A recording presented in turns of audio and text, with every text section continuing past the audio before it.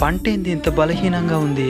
నా పొలంలో పంట మాత్రం నాలాగే బలంగా ఉన్నది. రంగయ్య, ఏమే ఈ మధ్య డ్రమ్ములు ఏదో మందు తయారు చేసి నీ పొలానికి పిచికారీ చేసినావో, ఆ తర్వాత నీ పంట చాలా ఆరోగ్యంగా కనబడుతున్నది. ఆ మందు ఎలా తయారు చేసినావు చెప్పేమే, నేను కూడా తయారు చేసి నా పొలానికి పిచికారీ చేస్తాను. ఆ ఊరికని చెప్పేస్తారుండు. ఎవరంగయ్యా బాగున్నావా? బాగున్నాను సారో. ఈ మధ్య నేను చెప్పిన మందు తయారు చేసి పొలానికి పిచికారి చేసినావా? చేసినాను సార్. దానికి నా పంట అంత ఆరోగ్యంగా ఉండేది. మరి నీ పక్క రైతు కూడా ఎలా తయారు చేసుకోవాలో చెప్పినావా? ఓడికని చెప్పేది. ఏమైంది రంగయ్య? పక్కనోడు బాగుపడితే నాకు నచ్చదు సార్. పోదురంగా